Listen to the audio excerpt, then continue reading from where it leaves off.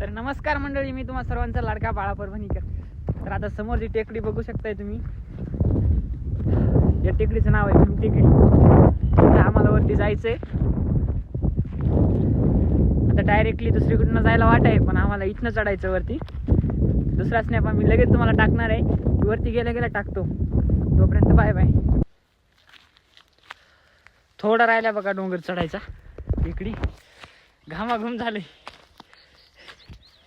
आमचा हरिओम.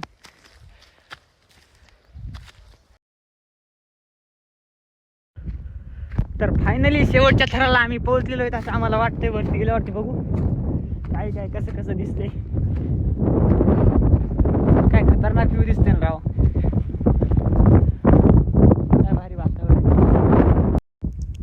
एवढा खतरनाक डोंगर दिसतो ना राव इथं. आंबर हिल म्हणतात त्याला. आणि हे जे इथं जागा दिसते ना, हे इथं तळ आहे. आपण लवकरच जाणार आहोत तळ्याकडे. हे छत्रपती संभाजीनगर.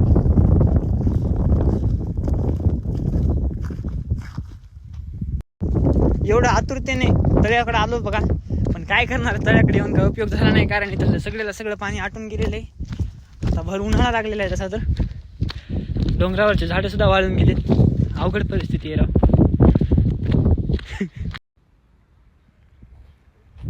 हे आम्ही आलेलो होतो बघा वरती. तर इथनं बीबी का मकबरा पण दिसतोय. असं वाटतंय की तिथे जावं. आणि इथंच आहे हनुमान टेकडी. आता तर जाणं नाही होणार. एक गेलो तर रात्री किंवा उद्या सकाळी सकाळी जाऊन यायचं पण यायचं. हे आम्ही डोंगरावरती आल्यानंतर तिकडे थोडं फिरलो. आणि इकडे समोर आले आमचे दोन मित्र दिसले. हे अगोदरच येऊन थांबलेले होते. हा आमचा गण्या आणि हा आमचा गमत्या. दोघं मावस भाऊ आहेत, पण असं भावासारखं कधी राहतच नाहीत. जीवलग मित्र आहेत. हाय करा गमत्या.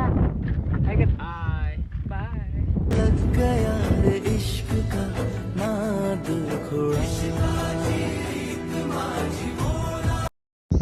माझ्या आयुष्यातली अशी पहिली वेळ आलेली आहे की मी ऑर्डरला आलो आणि असं बोर झालेलं नाहीये. एन्जॉय केला. आतापर्यंत मी जेवढ्या ऑर्डर केल्या प्रत्येक ऑर्डरमध्ये बोर झालो, पण आज पहिली वेळेस मित्रांसोबत एन्जॉय केला. फुल फिरलो, मस्त मजा केली बघा. डोंगरावरती आलो, इकडे तिकडे गेलो, जिकडे नाही तिकडे फिरलो छत्रपती संभाजीनगर मध्ये. काय काय सांगावं, जिथे नाही तिथे गेलो सुद्धा. मित्रांनो, आम्ही छत्रपती संभाजीनगर मध्ये आलो होतो. तर आज जीवाला एवढं बरं वाटतंय ना की आज आम्ही आभाळाखाली उभे आहेत बघा सगळेजण. डोंगरावरती आलो तर आभाळ हाताला लागू लागलं, पण ते वरचीवर वडीत चाललंय.